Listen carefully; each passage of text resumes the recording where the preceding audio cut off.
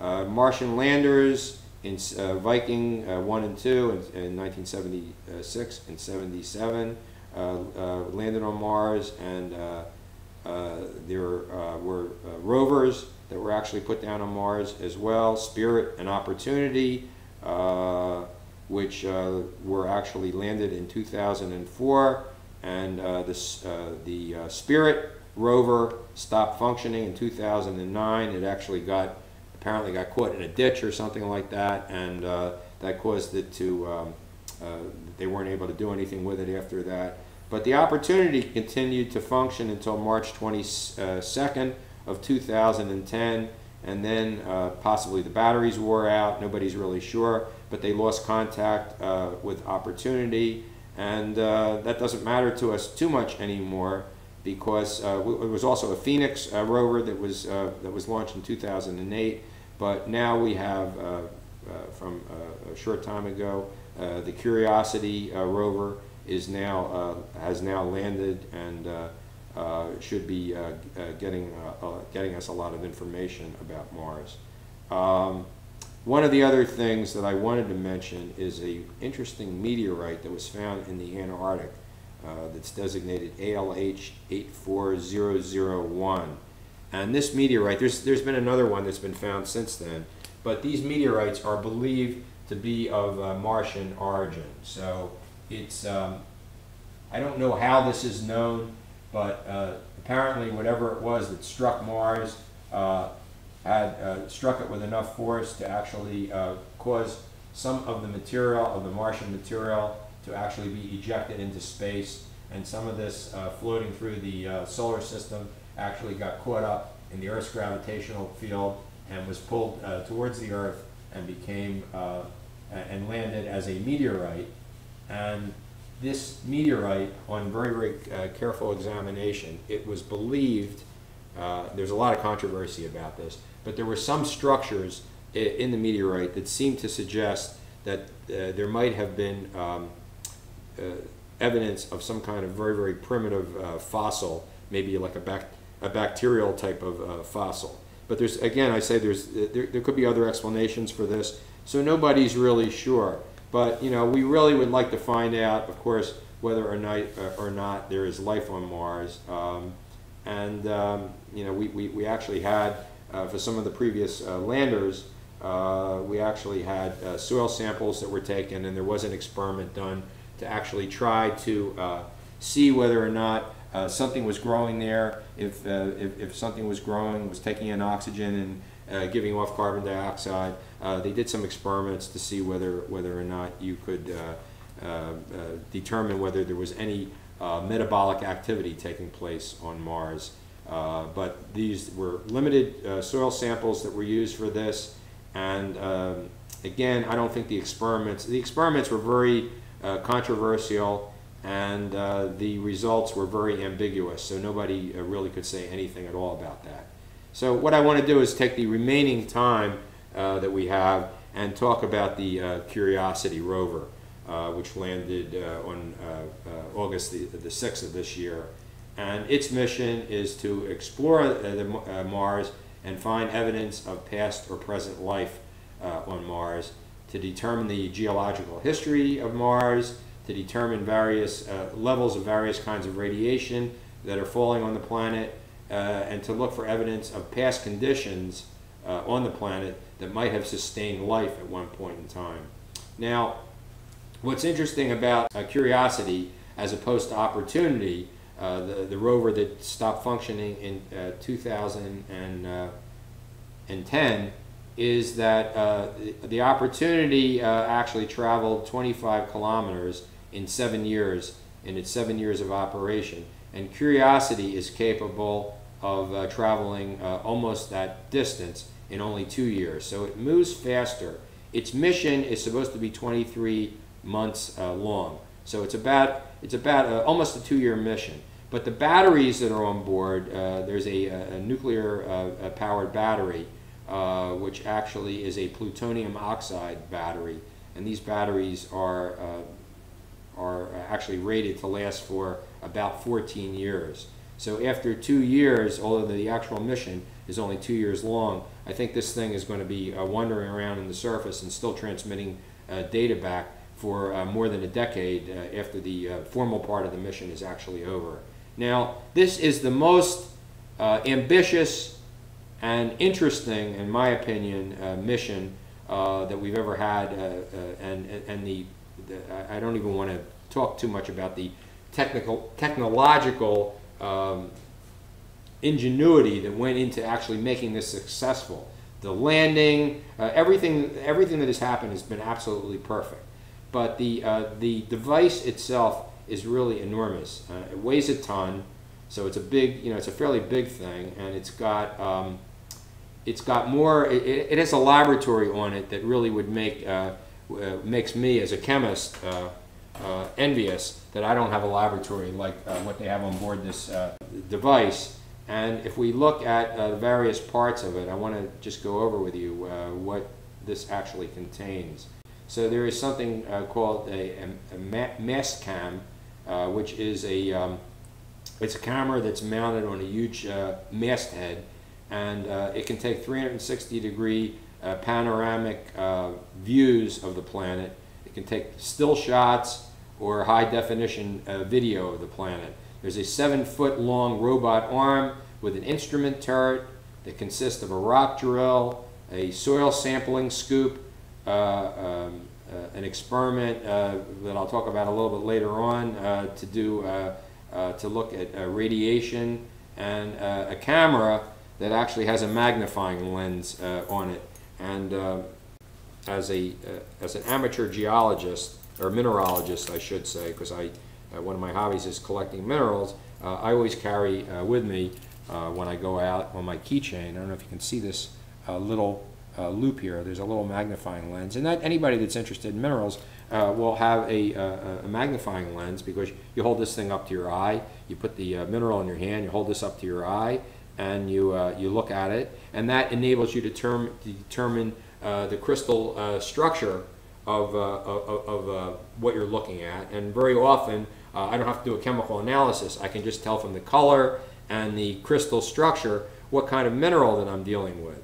So in fact, a mineralogist sitting in the control room on Earth can direct this robot to actually pick up a sample, or go approach the sample, grab the sample, hold it up to the hand lens, and as if he or she were actually on the surface of the planet, they can examine these rocks. And to me, that's kind of a neat thing. It's not real high tech looking at a sample of a mineral through a lens, but nevertheless, it's something that you would do if you were collecting the minerals on Earth. So it's really kind of a neat thing to actually have on board this device, that hand lens. It's called the Mars Hand Lens Imager, that entire system, which is abbreviated MAHLI. So these are the formal designations that they use. So that's one of the things that's on board. Then you've got something called MARDI, M-A-R-D-I, which is the Mars Descent Imager. So what MARDI did was actually enabled them to get very, very good pictures of Curiosity as it was actually slowly descending to the surface. And so they've got really very, very high resolution images of that, and that helped, was very helpful in actually controlling the landing. The next thing is something called APXS. So APXS is the alpha particle X-ray spectrometer. So this is what is known as X-ray fluorescence. And we do this on Earth all the time, although alpha particles are not usually used for this, but what they've got is I think it's a curium source that is actually producing these alpha particles. They're streaming out. That would hit an object, perhaps a sample of soil or a rock. And if you look at using a kind of a Bohr model of the atom, rather than trying to do this with a quantum model, so I'm going to use the old Bohr model. We've got the nucleus of the atom, and we have electrons move in shells in the atom. What happens is you can have electrons. You can have an alpha particle, which is it's a pretty big thing. It's certainly a lot larger than an electron. An electron is only about 1/1730th the size of a proton and a neutron, so it's very small. And then you've got an alpha particle, which is actually consists of 2 neutrons and 2 protons, so 2 positively charged and 2 neutrally charged particles here. And so this very large thing is hitting this very, very tiny thing. And when it does, if one of these happens to actually hit an electron, it can do so with enough energy that it actually knocks the electron right out of its orbit. So the electron leaves its orbit, and that creates a hole. Now, electrons out here are at a higher energy than electrons in here, and so they fall into the hole. So this electron, let's say this electron leaves, that creates a vacancy. This electron is going to move in to fill the vacancy. When it does, when it falls from a higher to a lower level, what happens is it emits energy in the form of X-rays. So that's what the X-ray spectrometer is. It's something that will actually use alpha particles to cause this particular effect, and that's called X-ray fluorescence. Well, what's interesting about that is that the energy of that X-ray can be measured, and by measuring the energy of the X-rays that are emitted when these things fall back down, every element has its own characteristic X-ray pattern. So by doing this, it actually enables the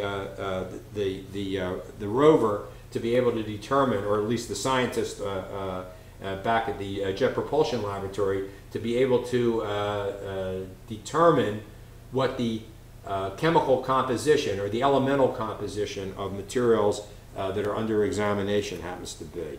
So, all right, so that's APXS. Then there is something called ChemIn, ChEmen. And ChemIn is called the Chemistry and Mineralogy X-ray Spectrometer.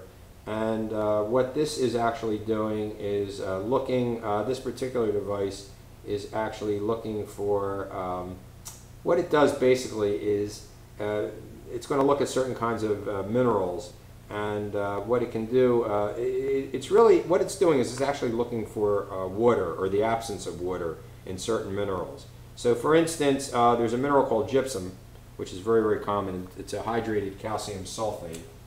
So it's calcium sulfate with some amount of water in it. And so this is gypsum. And there's another form of this that occurs on Earth called anhydrite. And anhydrite is just the calcium sulfate without any water in it at all. So one of the things that this device will be able to do is to look for specimens of calcium sulfate and determine whether they're actually composed of gypsum or anhydrite. And that will give you some indication of whether or not there was a lot of water present at the time that these things actually formed billions of years ago. So it would tell us something about the history of the planet. The other thing that they would look at that this could help them differentiate would be things, different kinds of minerals like olivine and pyroxene, which form when lava solidifies. So they'll be looking for that. And there's another mineral called jarosite, which only forms by precipitation out of water. So if was jarosite present, the mineral jarosite, Jarasite, since this precipitates out of water, that would indicate that there must have been liquid water on the surface of the planet at the time that that mineral actually formed. So all of these things are things that the ChemIn device could actually enable. Still more things to come.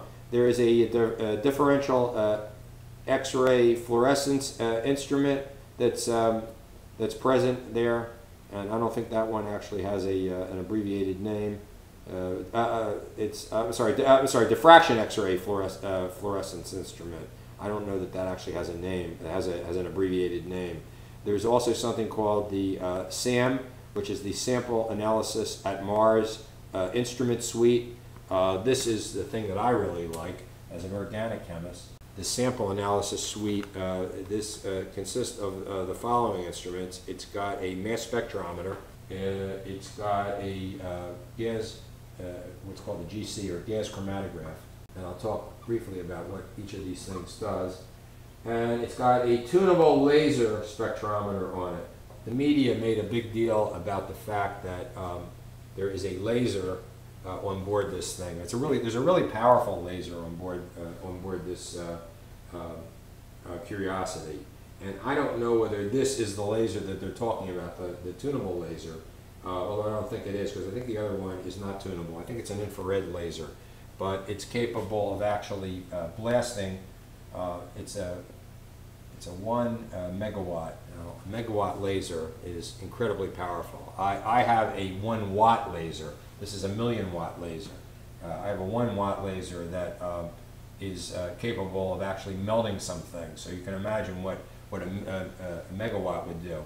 At a distance of something like 25 feet, 7 meters. It's not quite 25 feet. 7 or 8 meters. I'm not really sure what the range is. This thing can actually fire a laser beam into a rock, vaporize the rock, and then analyze what's in the vapor. So that might be the tunable laser spectrometer. I'm not really sure whether that is what they're talking about here. But the mass spectrometer that's in here and the gas chromatograph, what that does is a mass spectrometer is something that if you have materials that will, you can put them into like a vacuum chamber and get them to go into the gas phase. And once they're in the gas phase, you can actually fire an electron beam, very high energy electron beam, into these molecules, and that causes the molecules to actually fall apart in a particular way. Now, as an organic chemist, I've used this equipment, the gas chromatograph and the mass spectrometer. This is a way that we have of basically blasting I'm not going to go into the theory of mass spectrometry, but you're basically blasting a molecule into smaller pieces. And it's kind of like a jigsaw puzzle, but there are rules for how you can reassemble. You can figure out what each of the pieces is and then reassemble them into the original structure and get an estimation, or get a very, very good idea of what the original structure is. This also gives you the actual, before this thing is actually blasted apart, it gives you what's called a parent ion, and the parent ion is something that has a particular mass to charge ratio. The mass to charge, m divided by q, or sometimes people say m divided by e, but it's the atomic mass divided by the charge. Most of these things have a charge of 1. They're mostly singly charged particles. But that actually tells you what the atomic mass of the original material happens to be. So this is great if we're looking at organic material. So we find something that is organic, which doesn't necessarily mean, but it might actually indicate that this was derived from something that was alive. But these are carbon compounds, and it works really well for these kinds of things. And basically, the gas chromatograph can separate out volatile organic compounds so that one by one they're actually analyzed by the mass spectrometer. So this device here, the GC, its function really is to separate out each of the components that are in here, so we're not looking at a mixture of things, but individual things.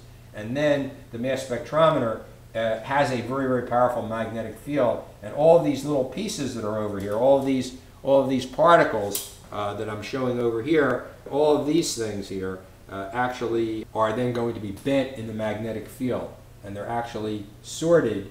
The lighter ones will be bent more than the heavier ones, and they're actually sorted according to mass. So we'd have light ones over here, and then little heavier ones over here, etc., etc. And the heaviest ones would be somewhere out on the other side of this. So these are all things that could be used to actually look at the at the organic material that will be present on the Martian surface or in the Martian rocks. So this is going to look principally for carbon compounds. Things like methane would be one thing that they would be looking for, the gas methane. But we're also looking for just the presence of hydrogen, oxygen, nitrogen, and carbon dioxide, all of which might suggest some kind of conditions favorable for living things. So let's see. There's just a few other things that I want to talk about in here. There's another device called the RAD, which is the Radiation Assessment Detector. And this basically, the RAD is for future human exploration. It measures protons, neutrons, and X-rays and other energetic ions that might be falling onto the surface of the planet right now. So that would tell us something about, if we wanted to establish a colony on Mars sometime in the future, we would need to know just how safe that would be, or what kind of shielding we would need against some of this dangerous radiation. There's also something called DAN, D-A-N. This stands for Dynamic Albedo of Neutrons. And the idea here is albedo is kind of a reflection that you get water, actually the hydrogen that's in water will slow down cosmic ray neutrons, and then these slowed neutrons actually are deflected and detected, and that gives an estimate of water that would be present. There's something else called Rover Environmental Monitoring System, abbreviated REMS, and this checks the humidity and infrared radiation falling on the planet. And the last thing is a device called MEDLI, M-E-D-L-I, and this measures the atmospheric pressure and temperature that the heat shields were exposed to as this was entering the thin Martian atmosphere.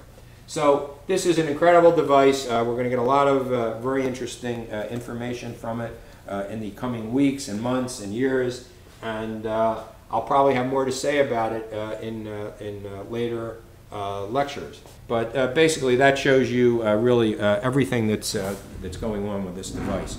So once again, I thank you for your attention, and we'll have the usual exam, and in the next lecture we'll be talking about what we finished with the terrestrial planets. Now we're going to go out to the gas giants, and we'll be doing Jupiter and Saturn. Thanks again, and good luck.